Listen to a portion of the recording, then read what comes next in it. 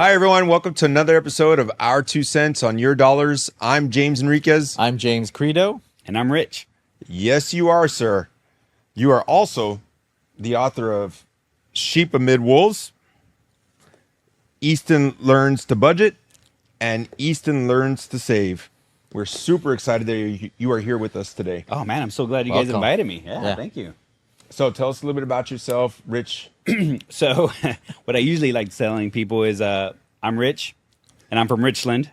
So, and I've always wanted to be rich. It just so happened that I didn't grow up rich. Or, well, I was more on the poverty side of things. And I always wanted to, everybody wants to be rich when they're kids. Except I had the God-fearing mother that's like, no, rich is bad. Right. Yeah. Rich is bad. So I'm like, no, it can't be, right?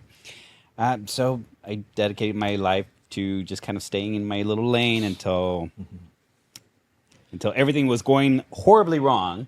My wife now did not want to marry me because I was horrible with money. And I'm like, I need to, figure stuff out. Yeah. So I got to working, and it turns out that the Bible talks more about money than anything else. And I put two and two together. Yeah, you know what? We should back up a little bit, and that's my fault. But so the two kids-looking books are about finances, obviously. Finances geared towards kids. Correct. And this one, Sheep Amid Wolves, the rest of the title is A Biblical Guide for Building Worldly Wealth, Becoming Financially Free. So this one's also about finances, and it's comes from the biblical worldview. Correct. A little bit. So how did you, and this one was first and these came later. That's correct. Okay. How did you come up with this one? So it all started with that. My wife didn't want to marry me.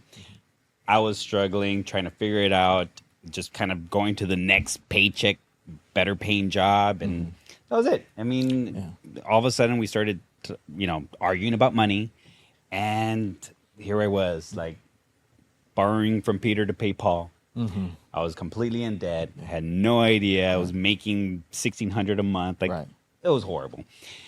So bad that there's times that you either had the option. I had the option. It was, do I buy toilet paper or do I buy food? Like, I was there. Yeah. And it's a horrible place to be. Yeah. And I'm like, I need to figure it out. And one thing I found out is that Yeah. I don't know anything about money because my parents didn't know anything about money because their parents didn't teach them about money. Right. Because they didn't know. Yeah. So I'm like, I need to figure this out. Yeah. And what's funny is that everything is found in books. And I'm a big time reader. Awesome. So I just started kind of reading. And I'm like, okay, anything that had to do with money, money magazines, money books from Rich Dad Poor Dad, Millionaire Fast Lane, you name it, right? Yeah. So I'm like, oh, okay, like everything's starting to kind of come together. And as I said earlier, my mom is a God-fearing woman, and so much that I kind of like distanced myself away from God. Like I was like, I'm done. And like the Bible is just a book about no's. Like I can't do this, I can't do that, I can't do this. So my wife at the time got on this, I was going to say health kick, but it's not a health kick. It's a spiritual kick. So she got in this spiritual kick and she started watching TBN, going to church. And I'm like, nah. Well, God bless her heart. She put TBN, the Christian network, on every single TV in the house. Yeah. Always on. Yeah. And I was like, fine, whatever, right? But every time I was going to a new, room, they would say something. The preacher would be saying something or talking about something, talking about Proverbs, talking about... even the mindset of everything. And I was, reading these entrepreneur books and money books, and I'm like, why, that sounds oddly familiar. And I'm like, okay. And obviously we all know, oh, Dave Ramsey is the Christian guy to go to. Let me read his book. So I read like all of his books, and I'm like, this guy has like 2 scriptures in the book. Yeah. Like in every book, he has like 2 scriptures. That's it. And one of them is always the borrower's slave to the lender. That's like the only scripture he knows. So I'm like, no, there's got to be more. And I'm like, you know what? I'm going to read the Bible. And I started reading, and I started trying to go that route. And all of a sudden, just like everything blew up. And like, I was like, oh my God, everything. Because backtrack a little bit, before that, when I was in high school, I always wanted to read. My mom would be like, read the Bible. Ponte leer la Biblia. She would tell me. And she's like, Proverbs. Read Proverbs. Solomon's the wisest one. And that has everything. I read Proverbs. I didn't understand the lick of it. So I read it again. And again, I'm like, oh my God. And everything started connecting. I'm like, wow. And I've always wanted to write a book. So one morning, I'm like, let me figure out. So I'm a big guy on buying courses and getting mentors and stuff like that. So I'm like, how do I publish my own book? Yeah. And the first thing they told me, I bought a couple of courses and they're like, all right, wake up one morning and start writing. Whatever you can write about for 15 minutes nonstop, that's what your book's about. All right. Sure enough, it was just everything money and the Bible just. So I'm like, all right, I guess this is it. And every morning I would wake up at 4 o'clock in the morning. I'm like, all right, God, I don't know how I'm going to do this. Right. So you write it. And it'd be like Kermit the Frog and that meme thing.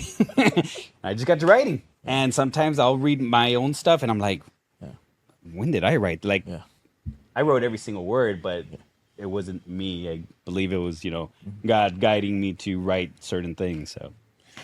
So that was in 2020? That was way before. No, it was in 2019 because it took me all of 2020 to get it published. So I finished writing it by, before COVID hit. So it took me all of COVID to figure out how to get it published into a book, so that's what it took me on. Yeah.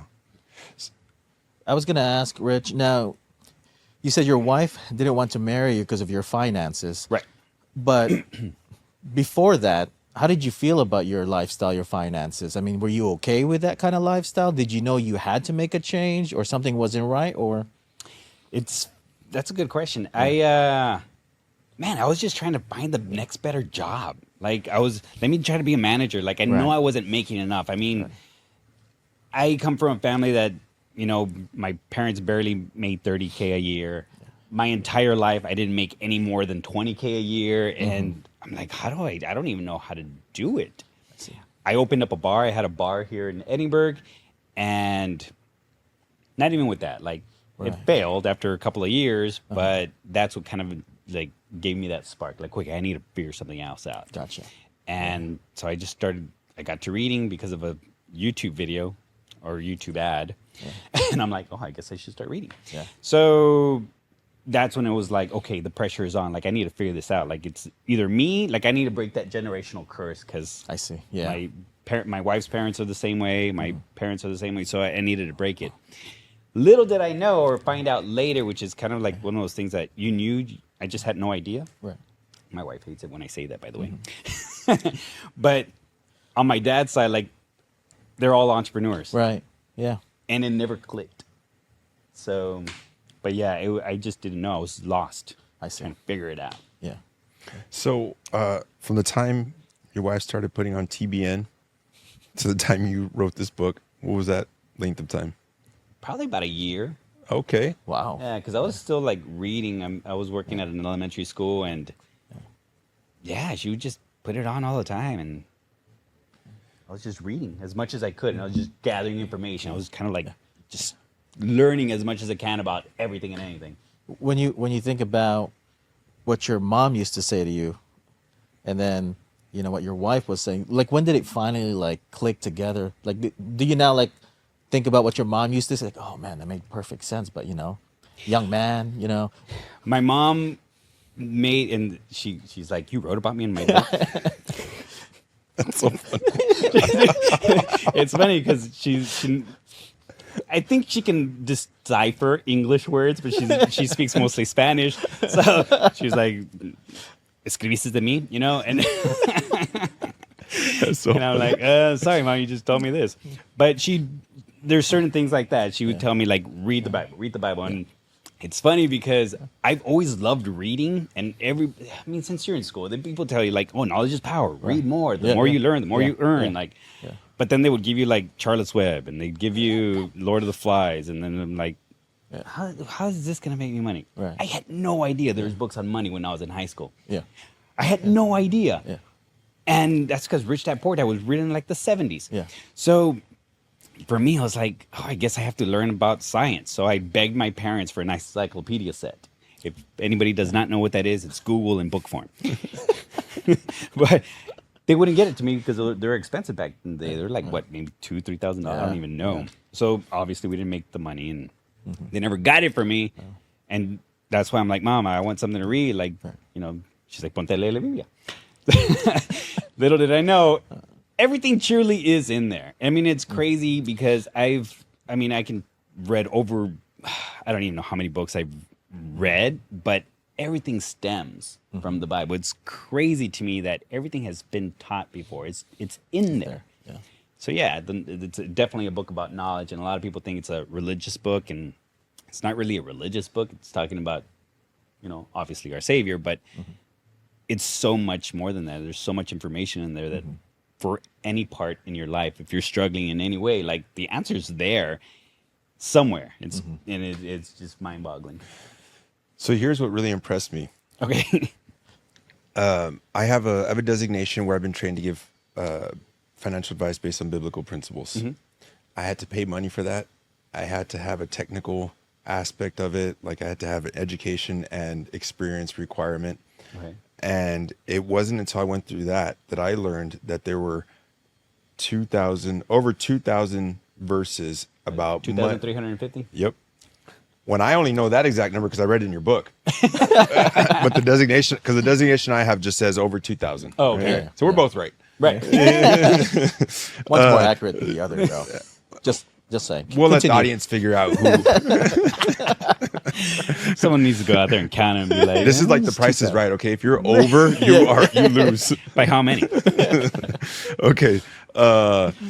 So yeah, it wasn't until that curriculum that I learned that there were over 2,000 verses about money, possessions, Right. wealth, and it sounds like you figured it out in 1 year, from the time TBN came on and the time you wrote this book. Well, I didn't count them. Like, I think I read it somewhere else in another book because, like I told you, I read so many books. I read all of Dave Ramsey's. That should tell you enough for me to be like, I don't like his advice. Yeah. But, and it's crazy because I did read it in another book like that, and it's just the information that just I would happen to read on, and it all came together. Which, like I said, I don't even think it was me. It was by the grace of God that I just woke up and let's go. Yeah.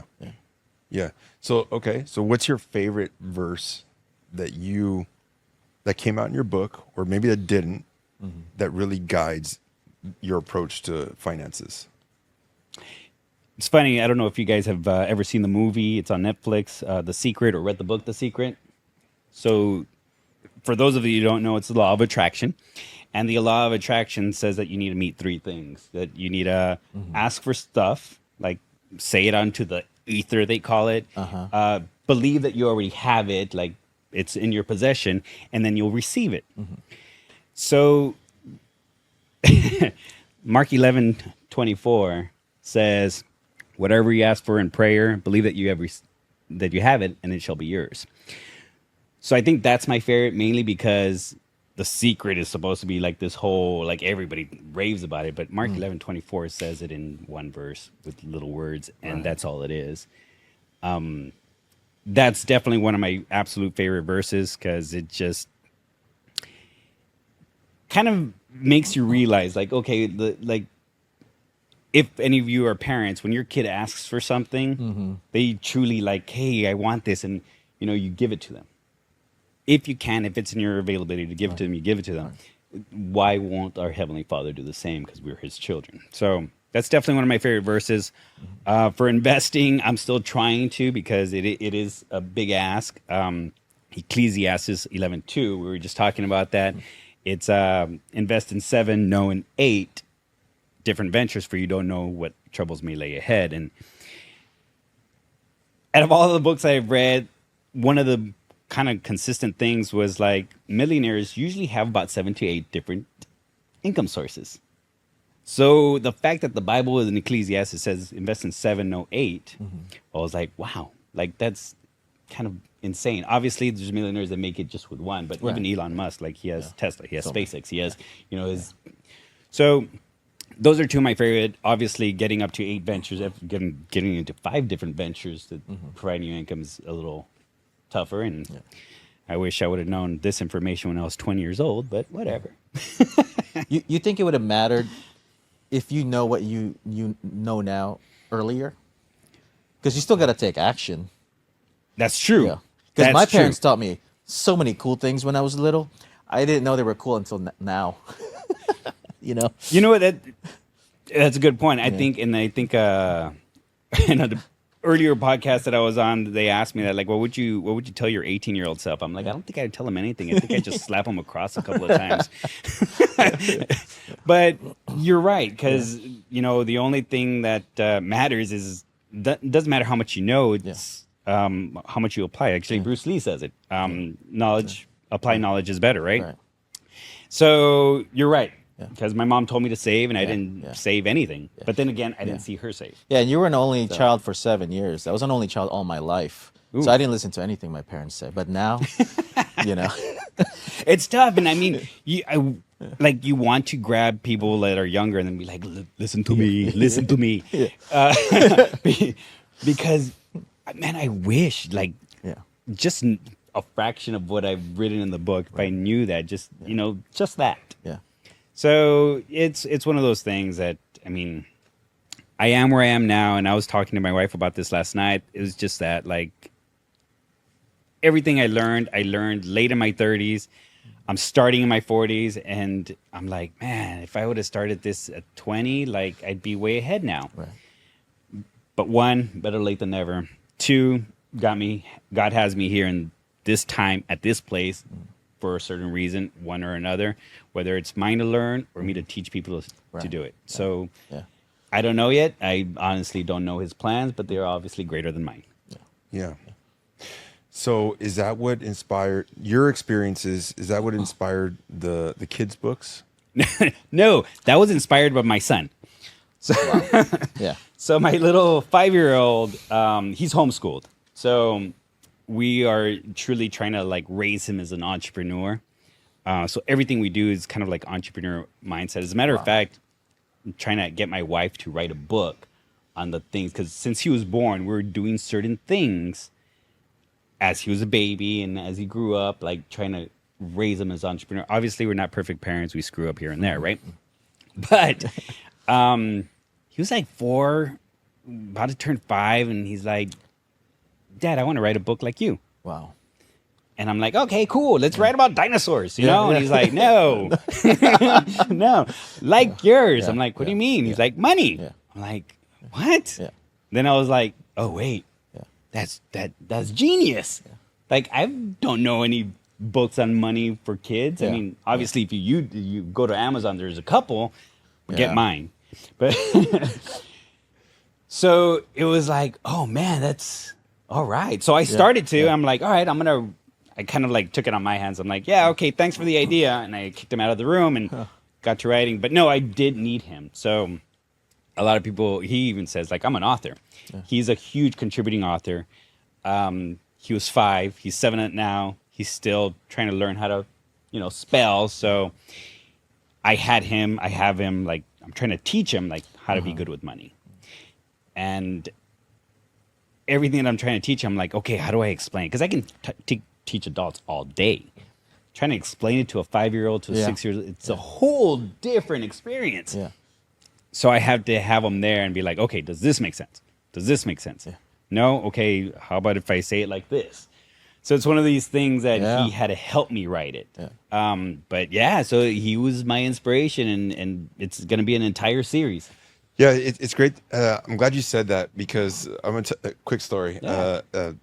So in your book, you talk about spend, save, give, invest. Yes. So I've been telling my kids since they were little, spend, save, give. I've never actually put dollar amounts or percentages like you did in your book. So I was super impressed. It inspired me. I was like, so are my kids old enough to understand this? I'm such a bad parent. I'm kidding. I'm a great parent. He's the best. I think we're all bad sometimes. Well, so spend, save, give. I thought I was, pat myself on the back. Woo. Yeah, all right, spend, save, give. You even got Way three ahead. different piggy banks. Right. Anytime you get money, some goes there, some goes there, some goes there. Oh yeah. I'm not gonna bore you with the details. I'm not gonna tell you what percentage, how much. They're like a penny for the give, Well, a penny for the save. and here's real world application, right? Like it just happened the other day. My daughter got a $20 bill, and I'm like, spend, save, give, 10% here. Like, wait, that's $2. I don't have any change. Yeah. Who carries cash? Like, how are we doing this? You know what? Just put it all right there. It's very scientific. Very Yeah, scientific. just love it. Yeah. Just wad it up and throw whatever it hits. So I thought I was doing a good job, and then I came across your book, and I was like, let me buy this book, let me read it. Yeah. And I thought it was great, so I read it to the kids, and then not even a day later, it happened to be my kid's birthday. They got a bunch of birthday money. My son got, I think it was $220. Oh man. And told him, shared with him the percentages in this book. Easton, they loved the book. I thought for That's awesome. sure Yeah. this is going to make an impact because it's not dad saying it. It's Easton, somebody Yeah. your peer. right. So out of that $220, we spent $170 on some basketball shoes. There went the spend, save, give. Oh man. So how are you? How do you do it? And secondly, how do you even throw in a fourth bucket of investing? What does that look like? That one's a tough one. Oh man, that investing one, because let's talk about the first one, because the investing one is going to go into do a it. whole When even for those that haven't read it, tell them about the percentages, spend, save, give. So, here's my take on the whole percentage thing, because a lot of people get fixated on this, and I have a real problem teaching adults because of this. This is the only reason I don't like teaching adults. Actually, I love teaching adults. Yeah. But the only thing that I don't like is the fact that they get fixated. Right. They're so fixated on on two things: percentages and saving. Like they have these deer blinders for everything else. Mm-hmm. One, percentages can work either which way. I know there's these the 50-30-20 rule. There's, you need to give the look. At the end of the day, how it's going to work for you, where you give, where you purchase all your, living expenses, and you have enough money to invest. Right. I honestly don't push savings too much, because one or two things. I've learned a couple of things from reading Dave Ramsey's book, and that's he's in this scarcity mentality that you're going to run out, you're not going to have any, so you need to save. And that's not the case. The world, when this lady told me one time, she said it in Spanish, she said, el sol brilla para todos, which means the sun shines for everybody.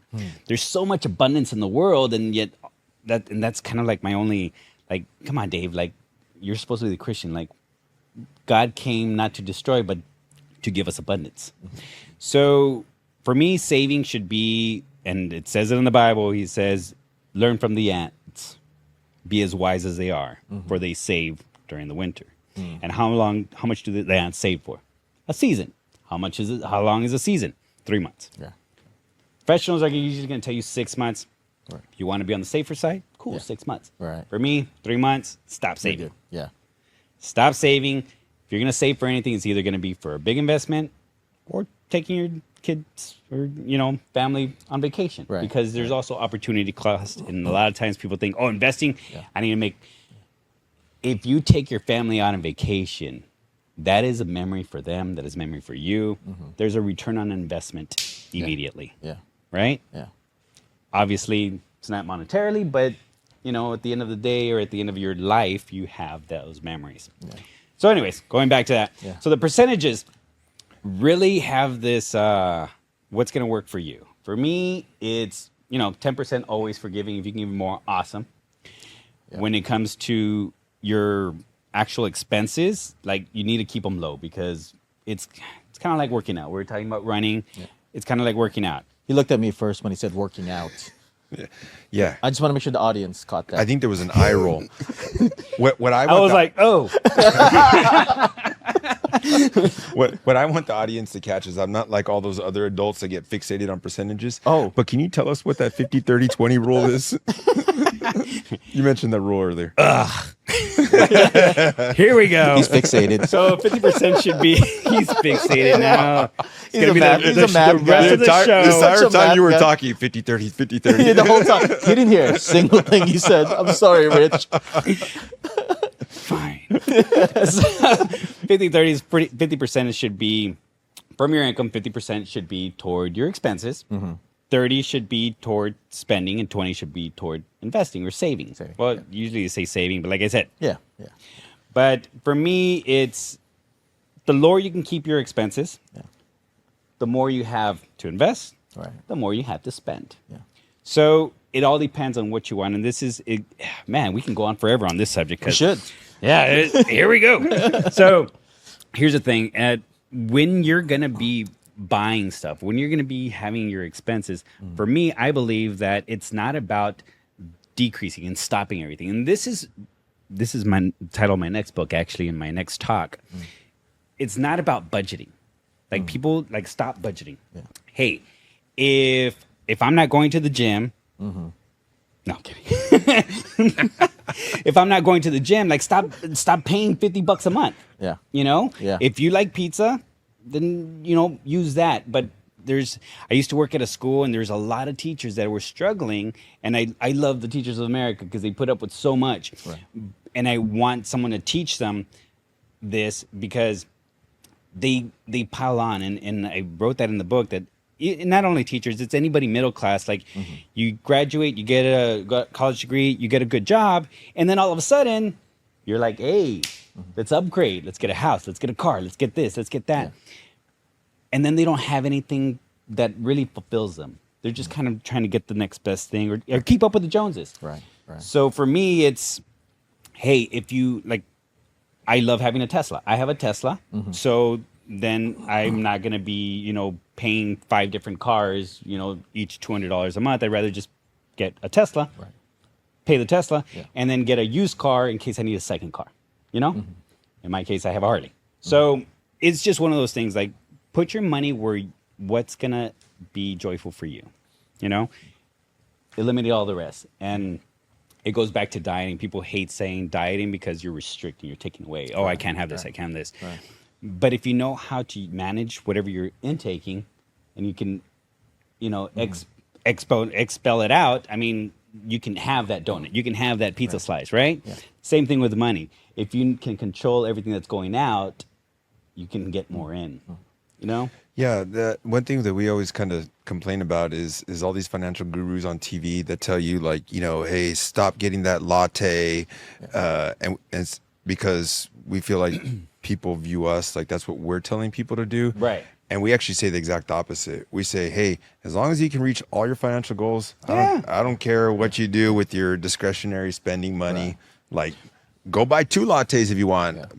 I prefer pumpkin spice. It's that time of year. As long as you're using and I'm specific right here. percentages. right. Yes. And the right piggy bank. All right, kids? The right piggy bank. Yeah, and you're absolutely right. And it's all more about commanding your money. You need to, tell it what to do. If you want to spend more on vacations, if you want to spend more on a specific car that it brings joy to you, if you limit everything else, like you don't need every streaming service there is, and it's just one of those things. And people just need to understand that it's about limiting your expenses so that way you can spend more on the things that bring you joy. All right, Rich, I was trying to stay on track. I've been trying so hard, but there's just so much I want to talk to you about. So I'm sorry. We're just going to go off the rails here. Okay. You just mentioned something about what brings you joy. Can you talk a little bit about 1 Timothy 6:8? Contentment. Contentment. Yeah. So I have a really big problem with this one. So glad you asked. I didn't mean to turn this into a confessional, but I heard him say something about possessions bringing joy. And Bless me, James, for I have sinned. Okay, so people have to understand this. This is what I believe. I truly believe in my heart that people need to understand the difference between contentment and complacent. Okay. Because people put it the same. Like, oh, why are you trying to make more money? Oh, why you should be content with what you have. Right. Yes, be grateful for everything that you have, everything that God's given you. Be grateful and thankful. But don't be complacent or complacent. Like, you need to be better than the person you were yesterday. Right.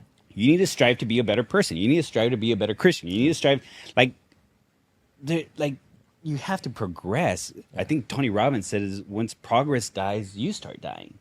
And people, get those two mixed up. Yeah. Contentment is not complacement. So yes, be thankful for everything you have and everything that's given to you and everything that you will have. But always strive to be a better person than you were yesterday. Rich, going back to, He's like, I'm not working out. it's hard to Okay, get- James, I'm sorry. that's not, it's easier to said than done. It is. But going back to your childhood, you wanted to be rich, Right. right? What did that look like in your head? And does it look like the way it looks now? No, yeah, man, I love that question. Yeah. So no, obviously, when I was young, I wanted to be I wouldn't want to be a rock star. I actually wanted to be an actor. Oh, cool. I was in theater like my entire school life. I loved the theater. I loved being acting and on stage, and I'm like, I want to be an actor because one, they get to do a bunch of fun stuff, and two, they live a nice, pretty, cushy life, right? Yeah. So that was my idea. Like the big house, the big, the planes, the hot tubs, and the awesome cars. Like, oh yeah, I want a Porsche and I want a Lambo, and so it was those. That's what rich was to me. Yeah. Now it's completely different. Now I still want the Porsche though. I just want to make that clear. But for me now, it's time. It's everything that I can do without doing, in a sense. Like I can make either 10K a month or 100K a month, but as long as I can do the things that absolutely find joy. And right now, for me, and this goes to everybody, like if you don't like where you're at, like figure out how to get to a place that you want to be in. For me, that actually clicked not that long. I'm like 43 and it actually clicked like a year ago. So one of the questions that people ask you, like, hey, if you had $1 million, what would you do? Oh, that's what you should, go for, right? That question never made sense to me because I'd be like, I just put it in the market and, live off the dividends. But someone said it this way: what would you do for free every day of your life, even if you weren't getting paid for it, but you would love it? Even if you weren't getting paid for it, like you would do for free. And for me, I'm like, well, that's speaking and traveling. Like I love traveling. Right. We just got back from a 2-month road trip. Right. I love speaking on stage. And then I'm like, oh man, I can just be a professional speaker and just travel and speak. Like, so now my whole, I'm trying to figure out, okay, how do I do that? Who do I need to talk to? What mentor I need to get? Like, how do I make this possible? Right. I'm 43. I just figured this out at 42 when I knew I always loved speaking on stage. So that helped me. I hope that helps someone out there because you only have, I know they say YOLO, you only live once, but you live every day. Yeah. You only die once. But that life, like, do something with it. Like, what else are you going to do? Yeah. Like, what else are you going to do? Like, live a miserable existence? Right. Didn't Seneca say, men lead quiet lives of desperation? Now, what I really like about your story, it seems that you're a family man, and now you have the courage to do what you love. Because I would think it would be the other way when you're younger and don't have as many responsibilities. Where did you find that courage to do what you want and find joy and take care of a family like now when it seems harder? Oh, it is. Yeah. It's absolutely, man, I can't even tell you how hard it is. But one, it was starting reading. Like your mindset is everything. People tell me that when I was like barely starting. I had friends that were making, $100,000 a month, and they're like, "Oh, it's your mindset. It's your mindset." I'm like, "What does that mean?" But I truly, truly, truly have to say this: the only reason that why it's so darn possible is my wife is crazier than I am. My wife is absolutely fearless. Like it scares the crap out of me sometimes. So, just like that, like I had to quit my job. Yeah. And when I was first going to be an entrepreneur, I was working at a school, and I go on this one, I pay this mentor and I go, work for, like learn from him. And he's like, dude, you're only making 1,600. Like you can, with one client, like that's it. If you can get 5 clients, you're done. And I'm like, he's like, dude, quit your job. And like, I'm trying to, but it's just one of those hard things. I'm like, I have a newborn and I have 2 other kids. I have a wife. I have more. Like, what do I do?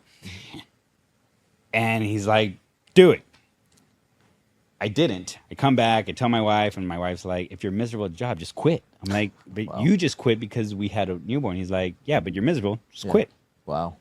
We'll figure it out. I'm like, I don't know. And I thought about it too much, so much that I was complaining. And she's like, okay, are you going to stop being a or quit? And I'm like, oh shit, I guess I have to quit. So the next day I had to quit because my wife called me a So that's the type of woman she is. She is extremely fearless, so much that sometimes I'm like, well, wait a minute, I'm the one making the money. Chill. Yeah. But Wow. she's the one that, I mean, if you have a strong woman behind you, like, I mean, with a man, you can't really, you either go or go.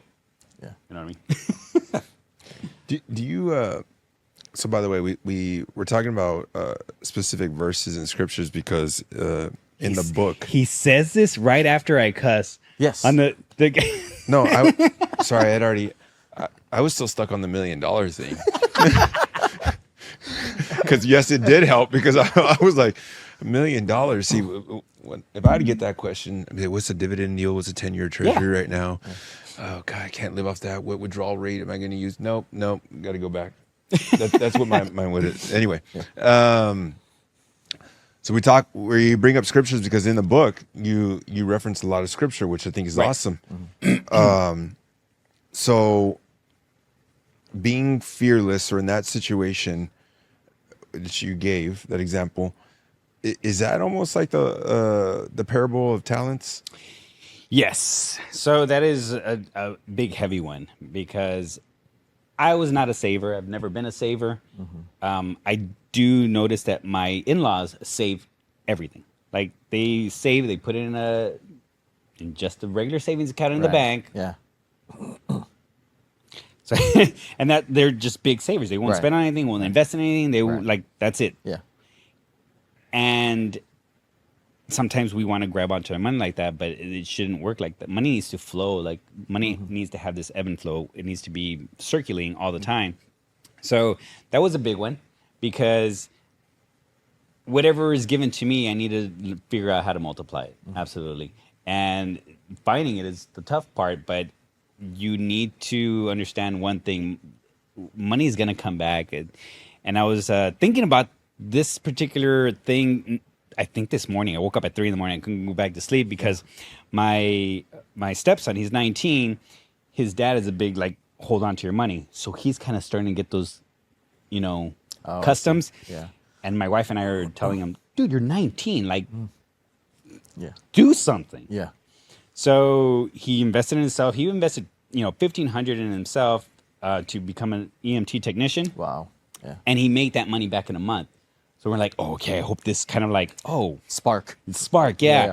But no, sometimes he's like still, I'm like, so I was trying to figure it out, and I'm like, it came to me. It's funny that you should bring that because this is exactly what I thought. I'm like, from the time I started working to the time that I started figuring out, like, oh, and this is what I need to do with my money, I spent thousands of dollars.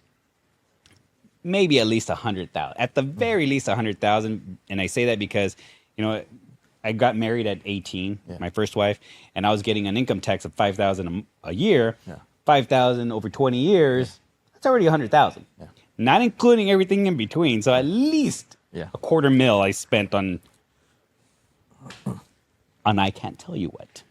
Like I previously just like spent it on absolutely, I don't know. We call that a life well lived. It absolutely was not, though. Look at that smile on your face when you talk about it, Rich. Yeah, dude, if you were to ask me, I mean, I couldn't. You should I see think I yourself got a light up. Bowflex. Oh, Bowflex. That's good. Yeah, there's Oh. probably still warranty on that. You probably get it fixed up. That's true. So I'm like, even half of that, if I would have just been like, oh, let me try this, let me try that, investing and going fearless, like I more than likely would have failed a couple of times, but one of them had to take off. So that's what I was thinking of telling him, because I'm like, dude, like you can blow $250,000 from now till you're 40 and something's gonna hit. Right.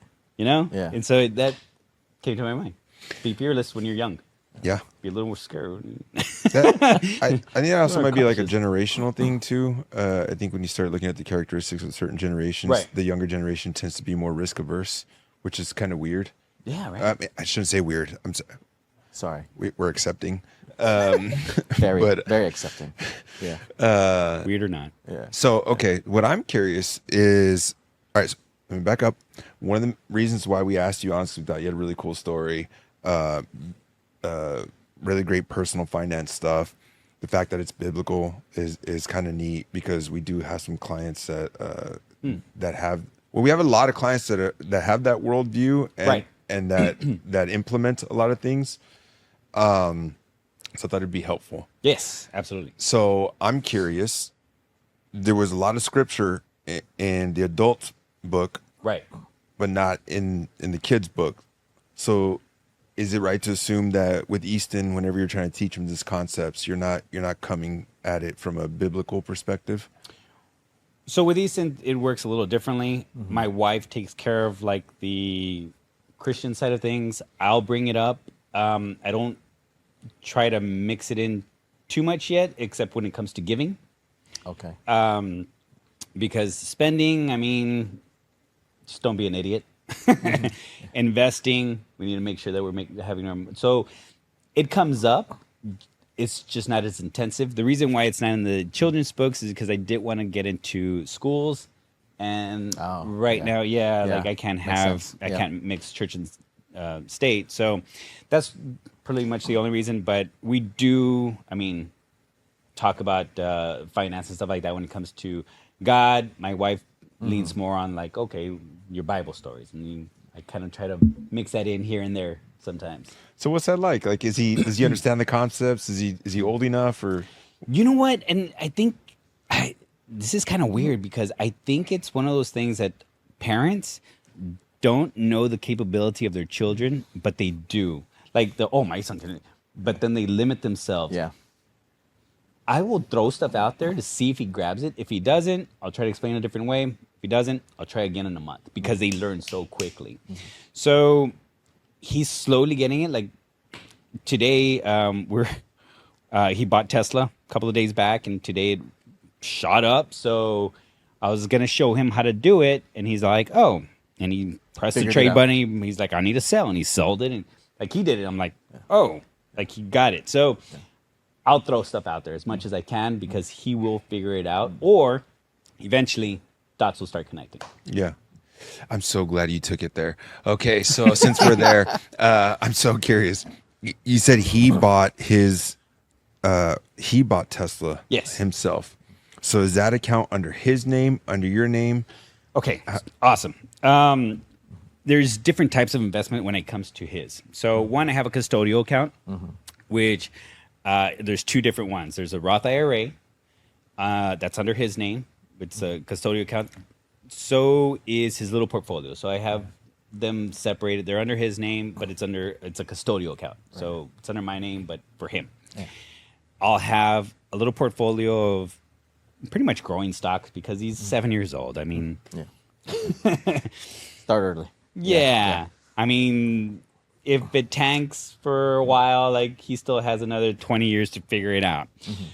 And then the Roth IRA that he does make income. So he'll go up on stage with me when he's trying to sell his books. He'll read to awesome. different schools. He'll sell. Actually, going back to that first point, we're at a little book sale, and I'm like, "Hey, I'll be right back. I'm gonna go say hi to my friend that's that's also an author." And so I start saying hi to my friend. I turn around, and my son is there with like 3-4 grown people around him, and he's just selling his books. That's All by himself. Like, people were like, "But you sold me," and Yeah. all of a sudden he's exchanging money. I'm like, "What's going on here?" Yeah. He's like, "Oh, I sold him my books." Like nothing. Yeah. So that I like. He gets an income from that, so that's his job. Yeah. He's also my little like a spokesperson or what's it called? Mascot. He's my little mascot. It's him. So yeah, he Good does it. boy. So, That's a good boy. So with that, we do put towards his Roth IRA in his portfolio. He has right now. I haven't put anything in mainly because I'm trying to teach him a different way of investing. So I'm like, okay, what do we do? Yeah. Right now he's thinking, oh, let's go to a garage sales, do the whole Gary Vaynerchuk thing. Go to garage sales, see if I buy something, and try to resell it. So we're just trying to find different ways that he can bring in income or invest to get a return. As far as everything else, I mean, the Robinhood account is actually mine. So I moved everything from Robinhood when the whole fiasco happened, and I put everything in TD Ameritrade, which is now Charles Schwab's, and I left like $100 in there, and so he uses $100 to since Robinhood you can do little like dollar amounts instead of share amounts, so he bought like $20 worth of Tesla, and he sold it today, made $5. Okay, so I read Rich Dad Poor Dad, but I guess I have poor comprehension skills because I did not learn about employing a child and funding a Roth IRA. So, how did you figure that out? Do you have guidance or? No, so I don't have any guidance on most of this stuff, but it was my sole intention to learn this stuff. Right. I wanted to know about money. I want to know how to invest. I wanted to know. And I mean, I opened up a TD Ameritrade before I even knew how to put money in it. Yeah. And I had it there and I'm like, I don't know what I'm doing. Yeah. Like, I think the first stock I bought was, I think it was SPY. I just got the index fund, but I was so scared and it took me like 30 minutes to figure out how to go to but I'm that type of person. Like, I love learning. I wanted to figure it out. And then I just pick up as much books as I can and try to learn it myself. What do you think is important for kids? The behavior of saving or learning investing as soon as possible? Was he here when I talked about saving? Is this where you nodded off? I think I might have. No, I don't tell him about saving too much. It's investing. Gotcha. He's 7 years old. Like the world's his oyster. Like, I only asked the question because with working with different clients that have reached their objectives, are rich and wealthy, I noticed there was always one common denominator. One could take more risk. One could be so conservative, but they all save. They just know how to save. So You're talking about spouses, one spouse and just you any mean client. Oh, okay. Yeah, just any client. Because this could be a client that their entire life they just put it all in cash. They're wealthy. Another client took a little bit more risk, same amount. And so with my kids, I focus on the behavior. I just don't know if that's the right thing to do. Meaning I have them manually take their allowance and send it to a savings every week to have that behavior. So but I don't even know if it's working. Yeah, well, for me, it's not the behavior of saving; it's the Right. behavior of spending. Gotcha. Yeah. Mainly because, I mean, if you spend wisely, you'll never have to really be scared of not saving or invest. So as long as you're not spending more than you make, you have plenty of freedom to do whatever you want with it. If you want to put it all under your bed and let inflation take its course and slowly deplete it, hey, do that. Yeah. Don't do that. But but I think it'd be wiser on the spending. So one of the things that I've been trying to and he's 7 years old, so it's a constant thing that I have to constantly tell him. We'll go to a store and he's like, I want that and I want that and I want that. And I'm like, you don't want that. I mean, it's cool, but take a moment. And I'm trying to show him the difference of value per dollar.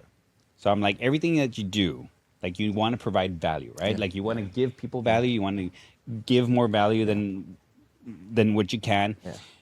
Same thing applies when you're purchasing something. Yeah. And this is a cool little segue, but nobody truly loves money. Nobody truly likes money. Nobody truly wants to have money unless you're absolutely a hoarder and you just save every penny. Yeah. But most of the time, hi, Bobby. I got you. But most of the time, it's you want what money can provide. Yeah. So, for example, I bought myself an A6700, one of those. Oh, that's an A7. But I bought myself a Sony camera. Sony camera is probably about $2,000. I wanted the camera more than I wanted the $2,000, and people don't see it that way. And I think that's pretty much the safest way to put it, because we want the object more than we want the money. So I try to tell him, like, okay, right now he's still trying to.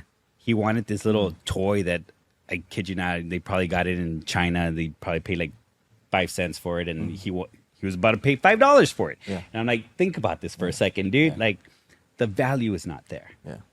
So that's the only problem right now that I'm trying to kind of figure out, because I'm like, look, if we go to Amazon, now it's worth $10 versus this that you wanted to get for $20. Right. Same thing. So he'll tell me, like, can we check to see how much it is on Amazon? So it's slowly getting there, but it's spending and spending wisely. Gotcha. Yeah. Okay, in the spirit of trying to be like an ant, Yes. thinking ahead. He's going to go back to saving. Was he here for my saving talk? No, I don't think was so. it saving? This could be in that bucket.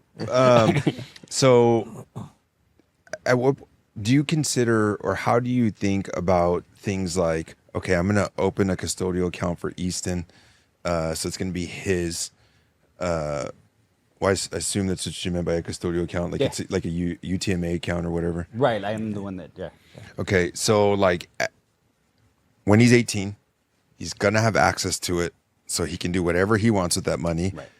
And so there's that, like the control thing, but then there's also other things like, okay, well, if it's gonna be his asset, so it's gonna be considered more for financial aid if he applies for financial aid when he goes to college. How do you view that, and how do you weigh those trade-offs? Well, for one, he's not going to college. That's my complete opinion. I don't, unless you're going to be a doctor or a lawyer or an engineer, I truly don't want him going to college. If he's going to go to college, it's going to be for one of those two things. He wants to be a doctor, lawyer, or engineer, or he's going to go into an Ivy League school, and it's going to be connections. That's it. So I don't want him to go to college, mainly because I want him to understand that there's so much more potential if he learns how to invest, if he learns how to open up a business, if he learns how to, manage other people. Like, Right. I mean, I have like 4 different certificates that I haven't used in the past 7 months, and I've made more money than I had when was using those certificates. I mean, I was like 4 years away from graduating pre-med, like you name it. Yeah. So for me, I think Jim Rohn said it best. He's like, formal education will get you a career. Self-education will make you a wealthy, right?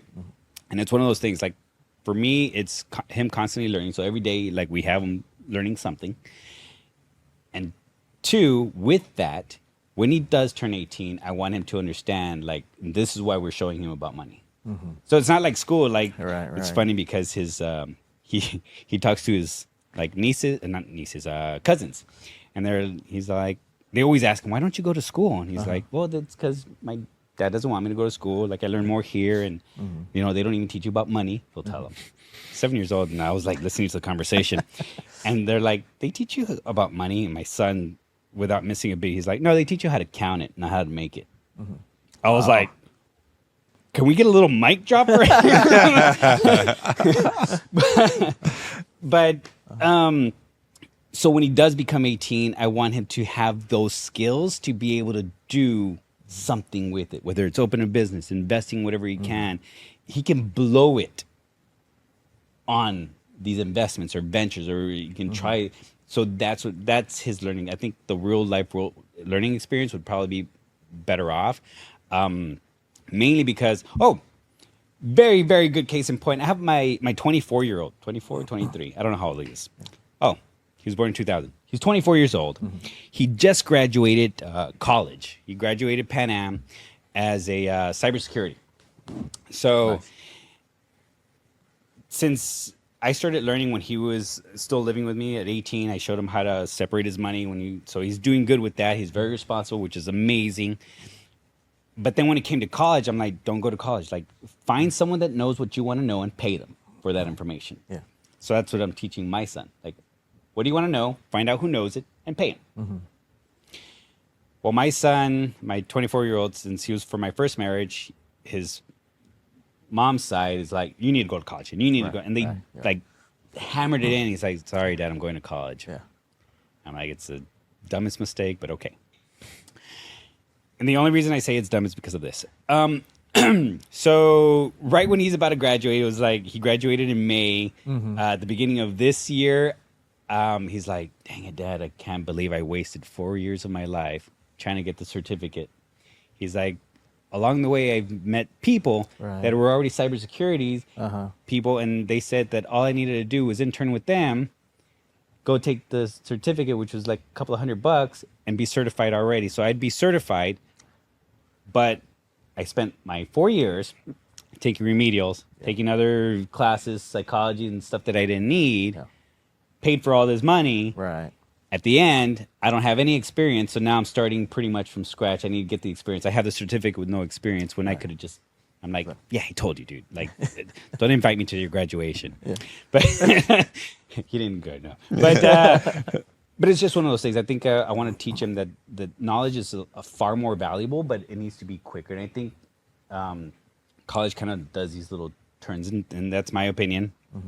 I know I get a lot of heat for this, but if you can find someone that can get you there faster, like I truly don't believe in certificates anymore. Yeah. You were talking about you're trying to raise an entrepreneur, right? Right.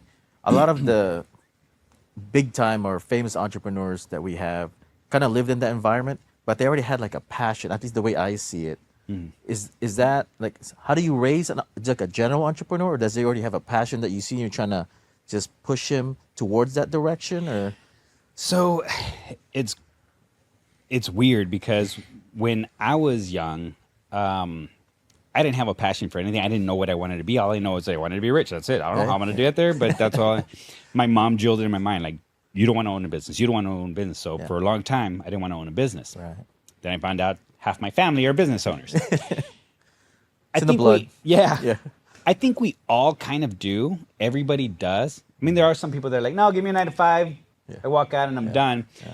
But I think that's what one of the things that schools mainly do. They kind of like they hinder you. They put you in a little box. You can't think. And one of my biggest gripes was like, I was good at math and I would figure out the problem a different way. Teacher didn't like because I didn't do it her way. Yeah. And I get it wrong. Yeah. So I think school does definitely stifle you. And I'm praying to God, first of all, that whatever I'm teaching him, like he can grasp that. He does seem to have that, like, oh yeah, this, oh cool, I make money like this. Yeah. I just sold a book and I make money. Like he's starting to grasp it. And I think it's kind of more of this. Of course, there's nature versus nurture, which is a whole different story. But we're trying to build them up in that way. Gotcha. Yeah, that's awesome. Well, before we wrap up part 1, okay. Because that's right. It's going to be 2 parts. That's right. Before we do that, I thought it'd be helpful. This is a financial planning podcast where we like to try to share tips. You mentioned that Easton has a Roth IRA. Yes. In order to be able to contribute to a Roth IRA, you need earned income. So that's pretty cool. A lot of our clients employ their children. The thing that they kind of run up against is it has to be age-appropriate work that they actually get paid for, and you need to get paid appropriately. Right. No child labor here. Right. Or I have them back there gluing books. Well, hand-stitched. There's that, and there's also like some people want to overpay their child for tax. Oh, for tax purposes. Yeah. So like, can't do that. Yeah.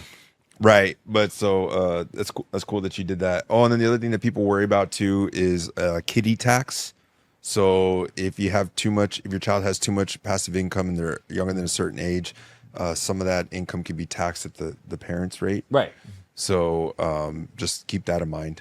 I don't have that problem right now. I'm hoping to have that problem, mainly because we're not selling that many books. But I mean, once we do, I'd rather have a problem where I'm overpaying my child because we're making a good income than not. Listen, Easton sounds like he's about to. Better be ready, Rich. It's one of those things like, you know how people are like, oh, I want an income tax back. I want an income tax. Yeah. No, you're not supposed to get an income tax. People don't understand that you're not supposed to get an income tax back. So we're going to get into that in part Oh, 2 yeah. because we're going to talk excited. about one of my favorite chapters. This is the longest chapter in your book. I think it was chapter My 21. taxes? Was it? Oh, that's right. That was a separate. That had its own chapter. I think it was That is chapter its own 22. chapter, yeah. But anyway, so We got a lot more. We should have just gone through the whole. We should have just read the book. yeah, we can. I'm sure it'd be riveting. So we appreciate you being here. Yeah, absolutely. Rich. Thank you for tuning in. That's our 2 cents on your dollars.